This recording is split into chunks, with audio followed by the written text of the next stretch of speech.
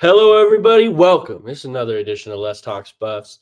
This one, Carter, not as exciting as our prior.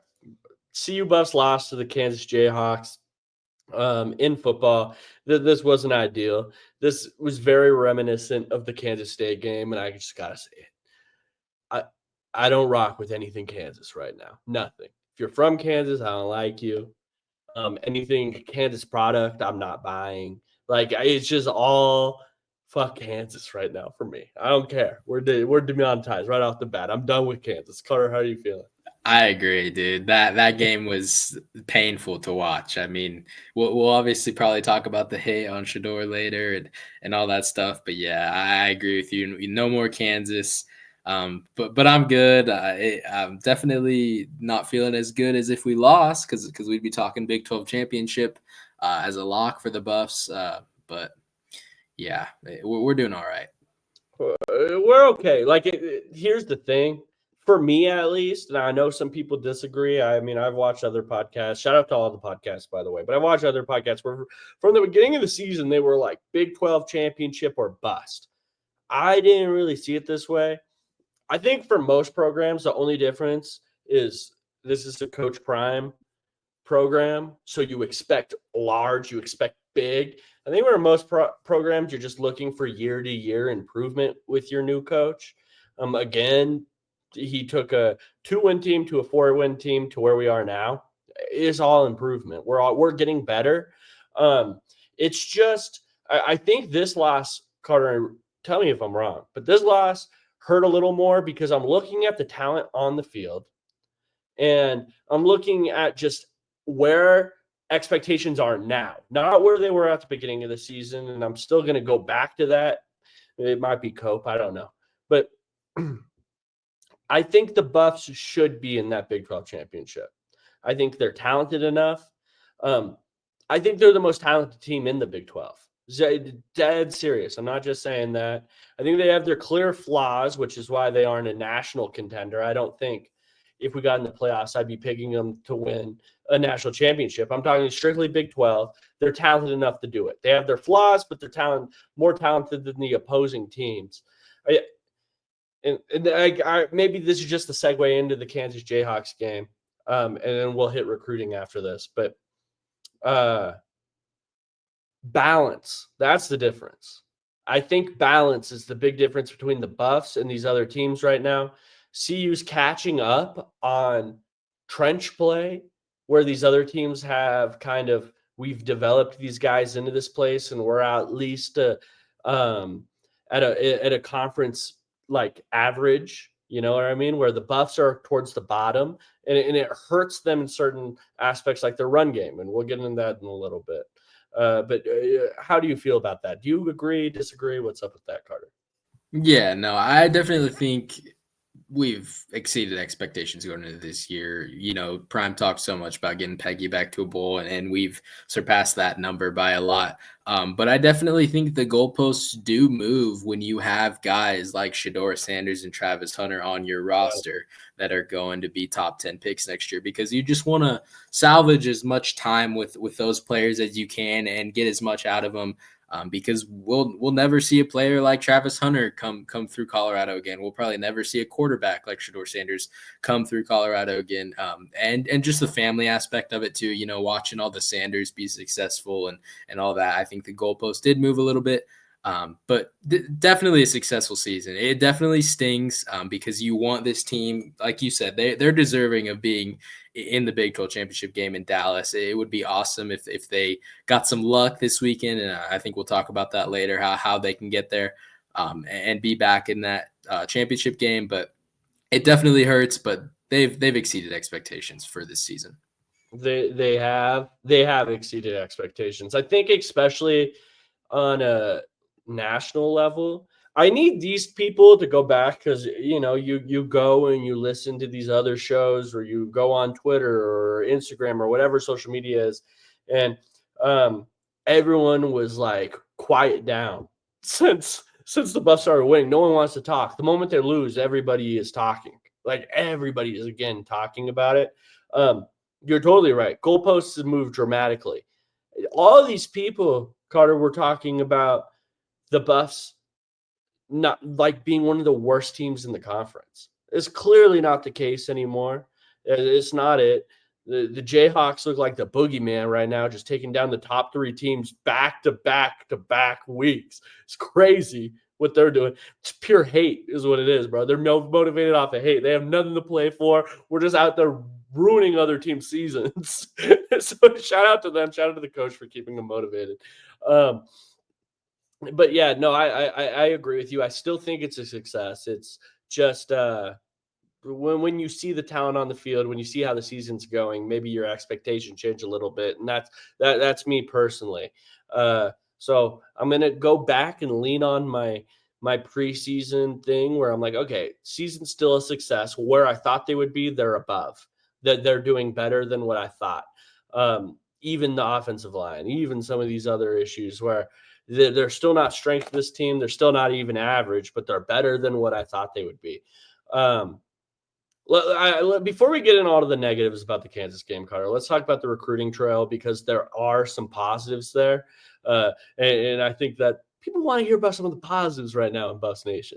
Let us know what's going on, especially with those IMG kids who we had on campus a couple weeks ago. What's going on there? Yeah, we're getting real close to signing day. Obviously, everybody knew the big one with Julian Lewis last week. But some news today for Buffs targets. IMG 4-star edge London Merritt, Ohio State decommitted today from Ohio State and received a bunch of crystal balls similar to Julian and Carday Smith that he's going to land in Boulder. And along with him, his teammate, 3-star edge, former Oklahoma State commit, Alexander McPherson, also decommitted and has received crystal balls as well. So they're trending for both of those IMG edges, and along with that, you got to assume that they're in a good place for a 5-star linebacker Nathaniel Usu-Boateng, who's also a IMG kid, and I don't think he's going to have an announcement until signing day. Is when we'll hear from him. But yeah, definitely not losing any momentum on the recruiting trail. Yeah, no, not at all. You know, here's something cool. I just thought I'd point it out. You were telling me before the season that CU would be stealing a quarterback from Lincoln Riley and a defensive lineman from Ohio State. And Ohio State, I personally think of as like edge U. They are out there recruiting edges heavy. They have a history of it. Do you remember it was the one Bosa to the other Bosa to Chase Young? That was what happened there at Ohio State. And there's even guys you forget about. I know me and you are both Broncos fans being here in Colorado. Jonathan Cooper was a 5-star edge. He just got a big payday with the Broncos. Hell of a defensive lineman. Draymond Jones was an Ohio State guy. Ohio State has defensive linemen for days. Baron Browning too, and I know he just traded him, but like top 3 round pick. Sorry. Yeah, they have defensive linemen for days every single year. Ohio State is putting out edge rushers, interior defensive linemen that can go to edge sometimes. Like they're always on that. For them to have a chance here at flipping an Ohio State edge, and it looks good knowing that he decommitted today. I don't know who else is in that, but I know the Buffs had the last trip there for him. And I know all those IMG kids came at the same time. And I know all of these IMG kids are trending towards the Buffs, right? Like, so it's starting to stick to me. Okay, these kids probably got together. They still want to play together maybe. And the Buffs have a chance. Now, they even flipped the other, or they didn't flip him yet, but the other edge rusher, the 3-star kid from IMG, I forget his name. Alexander McPherson, who's getting recruited by other Big 12 schools. So stealing him from in-conference opponents, a guy that you literally would have to play against if you didn't steal him yourself, right? So that's a cool one. And then you mentioned it, Boateng is kind of the cream of the crop there as far as the recruits we just talked about. He is the 5-star inside linebacker. For those of you that don't know, he's related. I think he's brothers with the JOK, Jeremiah Owusu-Koramoah of the Cleveland Browns. He played for Notre Dame. He was one of my favorite draft crushes that year. He was like the dude. I loved him. Freaky athlete, going sideline to sideline, is a damn good ball player in the NFL today now. Brothers with him, that would be a huge one. Especially knowing, Carter, that, hey, Bentley's not here next year. Nikhai Hill-Green's not here next year. Who's stepping in? Is Trevor Woods coming back? We don't know. I know Jeremiah Brown, right? He took his red shirt. Like, we don't know. It's a lot of weeds there at that inside linebacker position. Replacing at least one of them, maybe getting one back, and then putting a 5-star freshman in there would help the team a ton. Yeah, it would. And I mean, if you look at the schools that are in the race for him as well, alongside Colorado, I mean, you're getting Michigan, Notre Dame, like you mentioned with his brother. I mean, these are big schools that put out linebackers like all the time. You think of linebackers, off the ball linebackers. Those are schools you look of. And man, a 5-star guy that would just come in and play right away would be such a good get to round out this class for Coach Prime. Yep, it absolutely would. So I'm curious. It felt like Carroll, the offensive lineman from IMG, who would be really even higher than Boateng, the inside linebacker. He would be a crazy get for the Buffs. It looks like he's kind of trending towards Alabama. I want the Buffs to get back in that one. That would be crazy if the Buffs got a 5-star interior offensive lineman. If they could steal an edge from Ohio State, a quarterback from USC, and then an offensive lineman from Alabama, I might be losing my mind. All those people that talk about Coach Prime doesn't recruit high school kids, they would have to zip their mouth. This is the offensive line you, edge you. This is quarterback you. It would be crazy. It would be crazy. So I'm hoping he trends more back to CU's favor. We'll see there, especially if you start to see some of these IMG kids commit. Does that influence Carroll? Maybe it does. Does he still want to play with those kids? I think that's at least something notable there. But Carter, I think that kind of sums up the recruiting trail. Let's get into the depressing part of the show, which is, and we highlighted it earlier. We kind of previewed it. It's the Kansas Jayhawks game. What stood out to you immediately? I mean, they were just not the better football team out there on Saturday. Devin Neal and Kansas rushing attack got whatever they wanted on this Colorado defense, which was a rare sight for us. I mean, we come on here to talk about how much their run defense has improved, and they did not show up at all on Saturday. And to Kansas's credit, they are a much better team than their record shows. I really don't get how they struggled at the start of the year. They have one formula to run the ball and hold on to the ball as long as they can. But that's exactly what happened. We could not tackle to save our lives. Devin Neal, I mean, 207 on the ground with 3 touchdowns there, and then 4 receptions for 80 yards and a receiving touchdown. It was just the Devin Neal show. And that's hard to do when you have the Heisman on the other side. And he really stole the show. I mean, Travis got his as well, but it was all Devin Neal on Saturday. Devin Neal lit us up. What was it? 287 all-purpose yards, 3 touchdowns. It's not good. Let me tell you, it's screw everything Kansas for the time being, because it was very, very reminiscent of the Kansas State game, in my opinion, where I don't know, tackling is part of run defense, but I don't know necessarily if it was the run defense before the tackling that was the issue. It was the tackling. That was the issue in this game for me. Against Devin Neal, a hell of a back, by the way.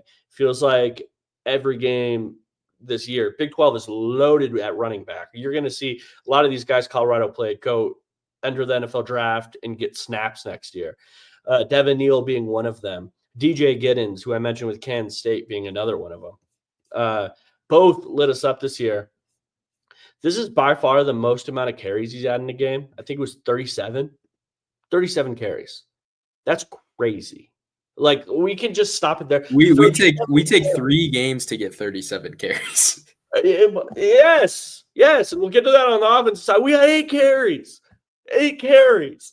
It's like, what the hell, man? It's just not. It's not an efficient style of football. If the other team has 37 carries and you have 8, it's not looking good for you because that means the other team is controlling the clock the entire time, which they did. They doubled Colorado's time in time of possession, right? It was 40, I think, to 19 and a half, something like Yeah, that. unbelievable. Oh, right. Oh, craziness. I can't even wrap my head around it, especially when you're down, because you know how CU is, Carter. They start slow. They start slow. I tweeted out right after they got up early. Kansas got up early. It was like it wouldn't be a Colorado game if they didn't start like this. It would not. But the issue is when you get down early, because that's who you are, and the other team is able to run the ball with their star running back 37 times, you're going to lose. They're killing you in time of possession. They're killing you in yards per carry. I think that one was like 5.7, almost 6 yards a carry there for him. You're getting killed the entire game. It's not a good look. No, it's not. And I mean, flip it over to the other side of the ball. Like you talk about the time of possession. Shador had a great game. Shador was 23 to 29 for 266 with 3 touchdowns. I mean, Travis Hunter had 2 of those touchdowns on 125 yards. The CU offense was what the CU offense usually is. They just had the ball for half the time Kansas did. So we didn't get to see it that much. So they really struggled, and I think Kansas just found the formula on how you beat this Colorado team. Yeah. You don't let them have the ball, and that's exactly what they did, and it basically ruined Colorado's season. If their goal was the Big 12 championship, I know we talked about expectations earlier, but ruined their season going forward. Yep. Kansas State and Kansas have the formula, and then even North Dakota State, who played them close, they gave you the formula on how you want to beat this Colorado team. Is you want to force them into a one-dimensional offense, right? When CU has won big, the run game has also worked. That's one thing. Like they've been able to run the ball in those, but when you get them so far behind, where all they're doing is passing, so when you're scoring, it's fast. When you're off the field, it's fast, right? You're now controlling the entire clock, and you're up. You're up early.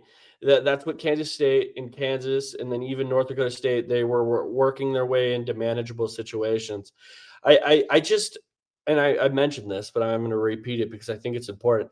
The most frustrating part of it is I don't think the defense is as bad as the numbers would show you in those games. They're not. I don't think so. I think Nakai Hill-Green's a hell of a ball player. I think Chidozie on the interior defensive line's a hell of a ball player. Amari McNeil, hell of a ball player. I think Cam Silman-Craig, hell of a ball player. Shiloh, like you can go down the list. These guys are pretty good, and these are the run defenders I'm talking about on this team. Yet you can do everything right, but if you miss the tackle, if you're allowing yards after contact, it is not going to matter what position you're in. You need to be able to sit down and tackle. I especially thought, Carter, that the safety play in this game was an issue coming down to help. Yeah. I don't want to put all the blame on Shiloh. I think Cam was an issue in this game. And I think, and I don't want it to be like I'm down on Cam Silman-Craig because he's had an unbelievable year. I've been really happy with his performance this entire year. I'm just talking about this one specific game. Carter, you know when you play Madden and you got to hold the L2 because you're like doing the strafe tackle and you're worried because you're playing against Judkins and NCAA and you don't want to be spinned on half the field. I felt like Cam was holding the L2 the entire game. I was like, go down and attack. What are you doing? Like, you're waiting for the guy to come to you. It's allowing 5-6 extra yards. Go down, chop his ankles, get him down right there. Most aggressive guy wins. I just didn't really see it like that. Yeah, no, you nailed it. I remember that play exactly, the 6-yarder one where Cam just sat there and waited for him. But it was rough. And then we have a clip from the All-22 that really just summed up how this game went for the CU defense. So here's that play. Devin Neal running play. It was a disaster. Ugly uniforms, by the way. Yeah, you got a blitz from the linebacker right up it wasn't even a blitz. Let's replay this. I think this was Bentley on this play here. Yes, it was Bentley. Catches him in the backfield. We'll replay it. Bentley here on your right side coming up. Unblocked. Devin Neal working up the field. Horse collar. Yeah, I mean,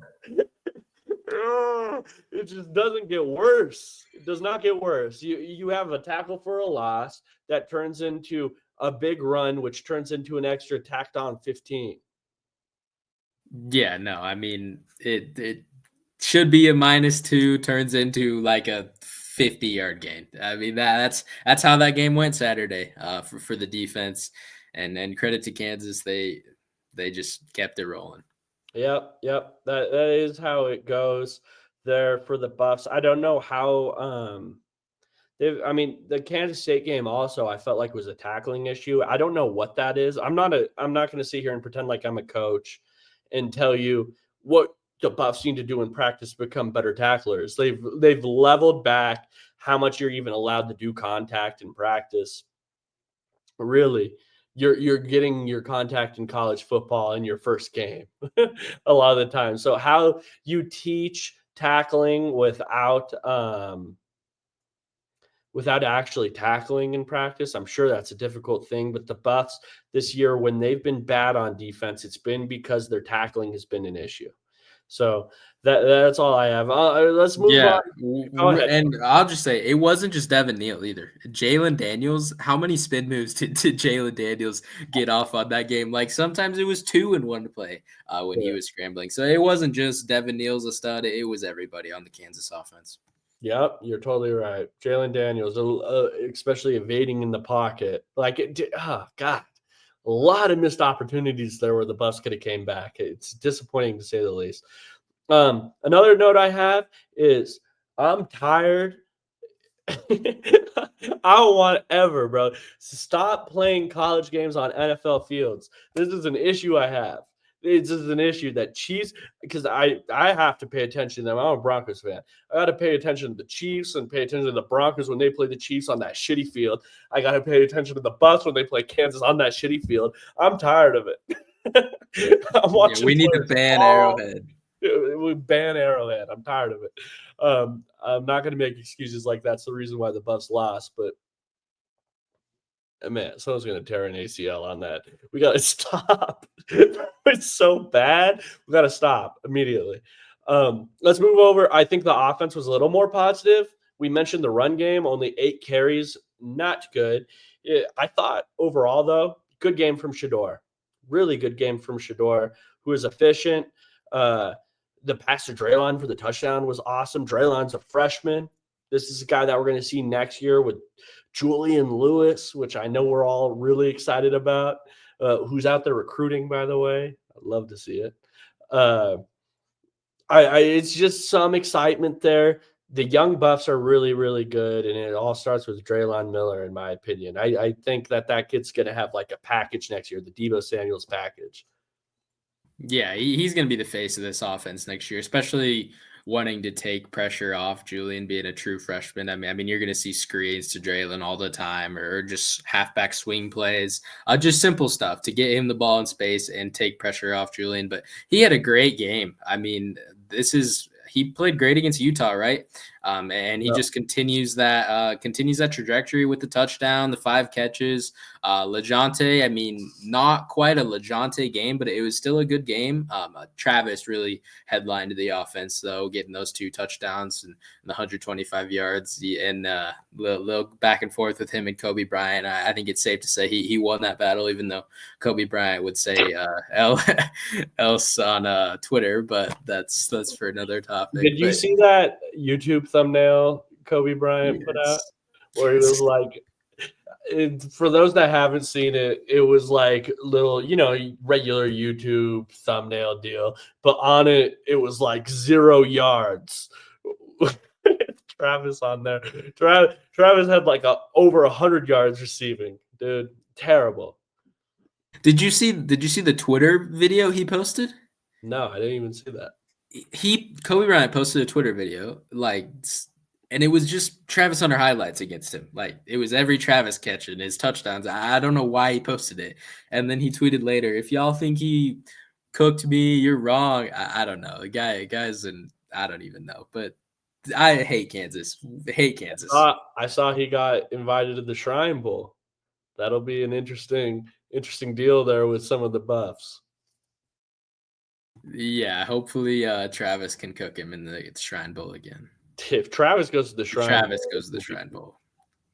Which seems like every Buff's going to the Shrine Bowl. So maybe Will or Jimmy will get Travis's back there. Or LeJohntay. LeJohntay is going to cook him at the Shrine Bowl. That's my not hot take at all.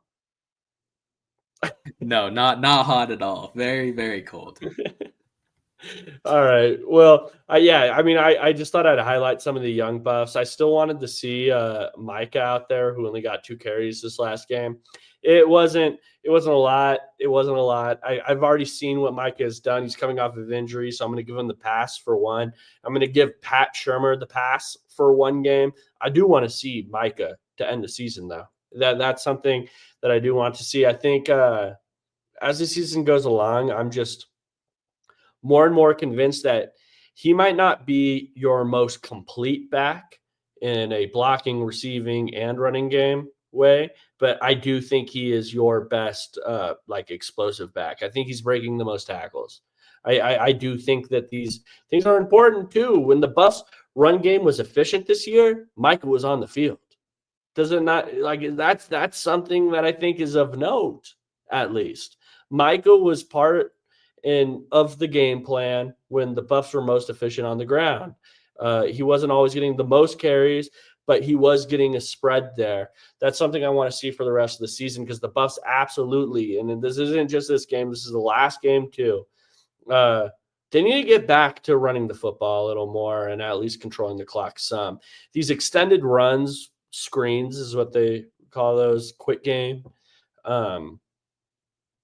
It's not compensating for the run completely. It's just not. And you see it in the time of possession numbers.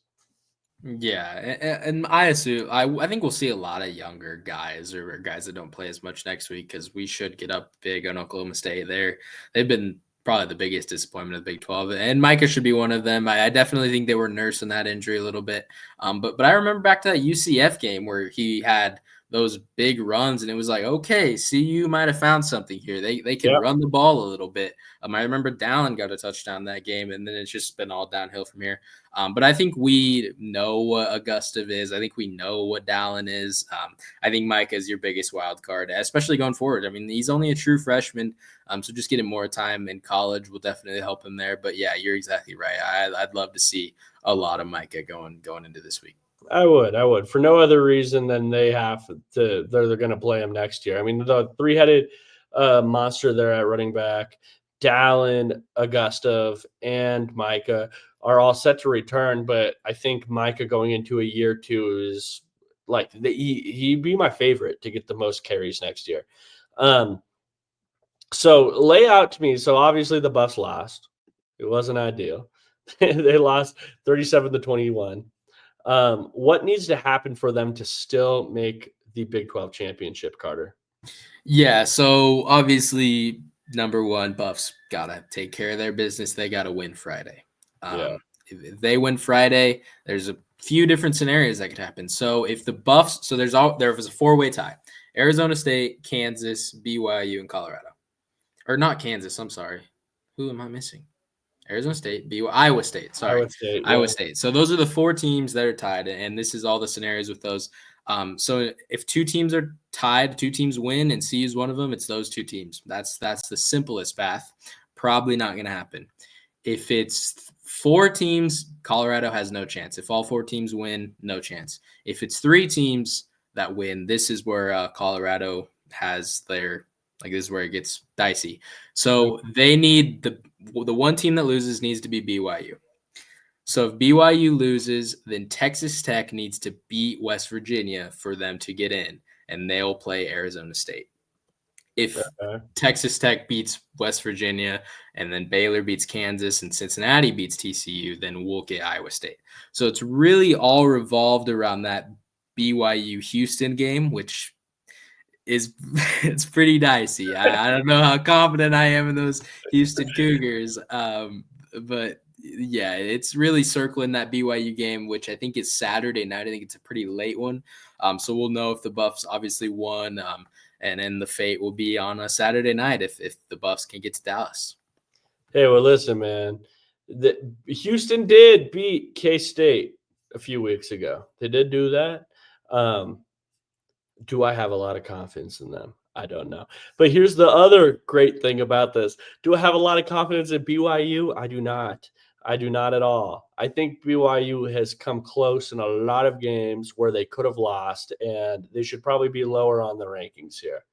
So, and I'm going to keep saying this. I don't care how long. I think the Colorado Buffaloes are the most talented team in the Big 12. It's just that plain and simple. I think when you look at the draft this next year, it's going to show you that immensely. I think out of everyone in the Big 12, the Colorado Buffaloes will have the most players drafted. And I think that'll extend for maybe the next 2 or 3 years. I think this team is definitely the most talented. And BYU could lose this game because I think the competition level in the Big 12 is a lot closer between the bottom and BYU than it is the bottom in the Colorado Buffaloes. I really do. I just don't think the Buffs are playing up to their potential. That's my only thing. Yeah, I think you're right. I think BYU or Colorado is definitely a team that deserves to be in Dallas. I will say, though, speaking about the two teams, if it's CU wins and another team wins, that's very possible too, because Iowa State has a good Kansas State team, and then Arizona State has that Arizona State-Arizona rivalry. In a rivalry game, you just never know what's going to happen there. And college football can college football sometimes, and we just got to hope for the best on Saturday. That's a great quote. College football will college football sometimes. There's no doubt about that. It feels like that's more clear than ever any year ever.